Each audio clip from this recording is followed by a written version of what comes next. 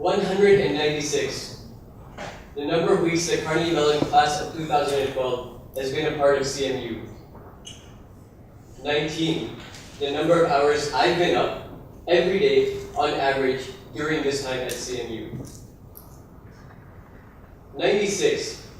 The number of nights I've spent in this time working, sulking, and just being a kid right here in our home, CMU. Fellow classmates, I don't speak for everyone on these numbers, but we've all been through this together. What I can say for sure is that all of us have had an enriching experience here. We have all gone our separate paths in CMU, learned different things, gained different outlooks, and pursued our passions throughout our classes and organizations. And we convene here together today to celebrate our perseverance, which taught us to dust off when we're down, and our persistence, which taught us to get up and try again when we failed throughout our time here. All these years, CMU wasn't teaching us. CMU was directing us, strengthening us, and preparing us for the world to come, strengthening us for the hardships we will face, and directing us to find our goal. In short, CMU was educating us. Yes, we have been overworked. Yes, we have had sleepless nights. Yes, we have been repeatedly questioned by our parents on why we're up so late, why we can't find time to eat, and why we're not coming back home for the breaks. But for this day, it was all worth it. There's no doubt our time here has been hard, but we will look back at these days and say to ourselves, wow, those days changed my life. Tardans, congratulations. This day marks the end of the best 4 years of your life. You know, we might think our path forward is paved in gold, but this is not the case. We might think that now that we've got a Carnegie Mellon degree, life is going to be easy, but this is not the case. What I have come to tell you here is this. Disappointment will come. We've all faced it before, and we will all face it again. Whether we like it or not, all of us have had difficulty in our time here. And be it Ruby on Rails, GTI, or regression, we've all had a dose of it. And yes, we failed. Well, most of us.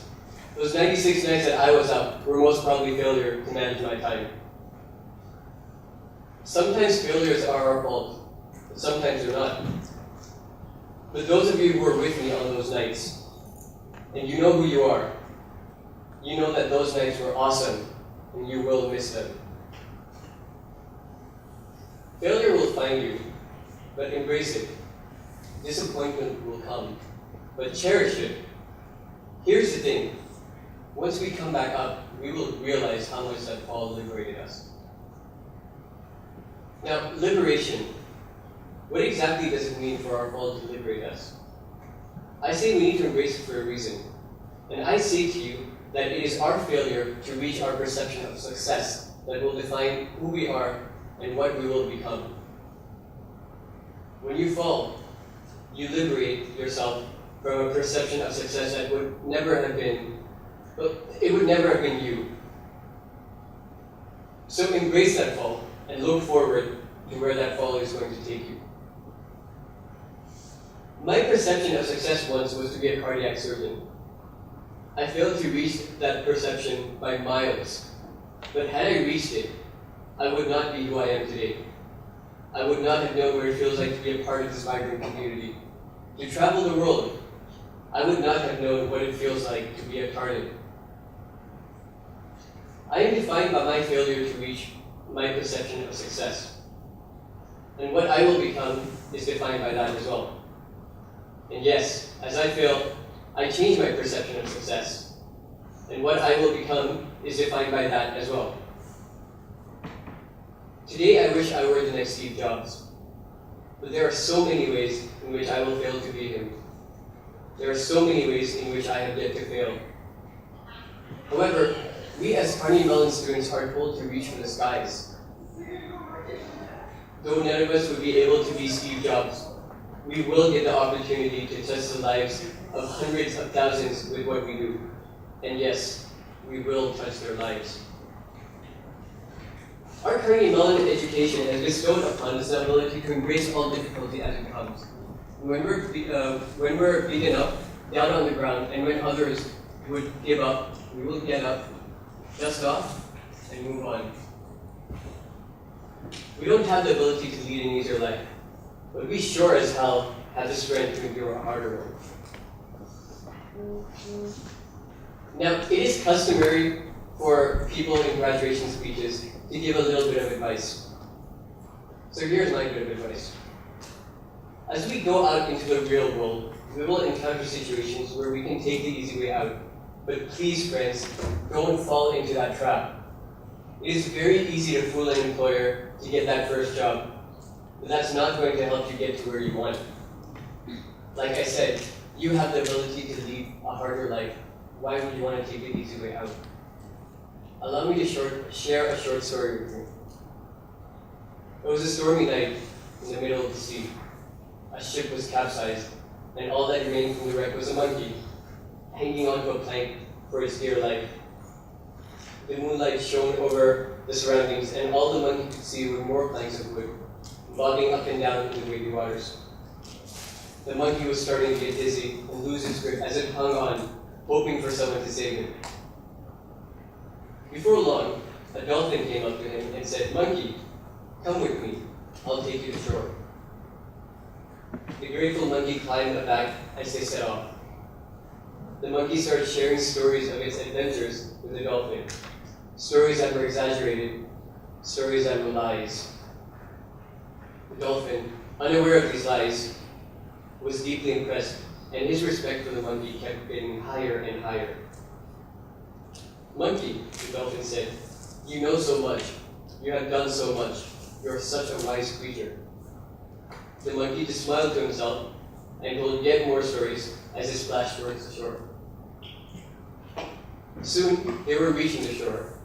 The dolphin, referring to the name of the bay, asked, "Monkey, do you know of herring roads?" The monkey, not wanting to sound like he did not know, immediately started, "Why yes, herring roads. Fine young man. He was a close family friend of ours." It didn't take too long for the dolphin to realize the monkey was lying. The dolphin, angry at the monkey, simply took a dive and left the monkey to drown. For the monkey, it was simply his hunger for respect and his lies that got him in this situation. What we have to realize as students is that we'll find situations where we can impress our employers by exaggerating our experience and skill sets, just like the monkey exaggerated its adventures. We're using these stories to have the support of our employers to get us that job we want, that job that will change our lives. But if your employer finds out that what you've been telling him is not the truth, he will throw you into the waters, and that will be the end of it. Classmates, all I'm saying is that even though you might feel like you're in a dire situation, the only way to get to shore is by getting on that dolphin and lying to it. Hold on to that plank for a bit longer. Shore might not be as far as you think. I don't want to discourage you. Times are tough, but jobs are plenty. All you need to do is open up that window shade and look outside at the possibilities and opportunities.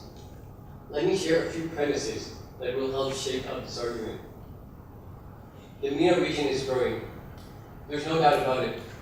Take Upper 2022, for example. In 10 years' time, our country will host one of the largest sporting events in the world. I think that requires a bit of work. Almost 160,000 jobs were created during the FIFA 2010 in South Africa. Think of how many will be created here. And no, they're not going to be created 5-6 years down the line. These jobs start now. Take the new Doha International Airport expansion, a project worth $40.5 billion to be completed in 2015. The whole airport is being built on reclaimed land and aims to be one of the most technologically advanced airports. think of how much talent is required for such an ambitious project. Now, talent. Where do people look to find talent? Usually overseas. How many expatriates do we have here handling the decision-making processes in big companies? Obviously many more than we can count. If you're an expat, you are automatically considered to be talented. But with that talent also comes a price, because these are international hires. This is where you come in. You are an individual that was trained locally for 4 years by one of the most prestigious universities in the world, Carnegie Mellon University. Even during the recession, your classmates in Pittsburgh have gotten jobs in the top companies. Facebook, Microsoft, Boeing, Lockheed Martin, you name it. That's where you belong. You're not going to graduate here and become a receptionist at some energy company. You should not leave here and work at a call center at 2 a.m. That's where they think we belong. But you need to go out there and prove them wrong. Tell them that you can handle their finances. Show them that you can rebuild their technology. Prove to them that you are a Carnegie Mellon graduate, and that's how you should be treated. And you will get every ounce of respect that you deserve, and you will know you have earned it, because you are a true target. Esteemed faculty, parents, friends, times are tough. We will try, but we might not reach our expectations in time. Embrace us. One day, we'll get there. And that day, we will make you proud. And today, we will leave this hall with a great sense of our direction, with strength to look at our challenger in the eye, and prepared to face the best and worst with our Carnegie Mellon education. Faculty, parents, friends, we thank you. Mom, Dad, Ami, Abu, I'm going to make you watch this for this last message. Shukriya, Jazakallah khair. Thank you. Words cannot describe how grateful we are for where you have brought us. We thank you for being there when we needed you. We thank you for giving the best advice any of us could ask for. And we thank you for helping create the best class ever, Carnegie Mellon Class of 2012.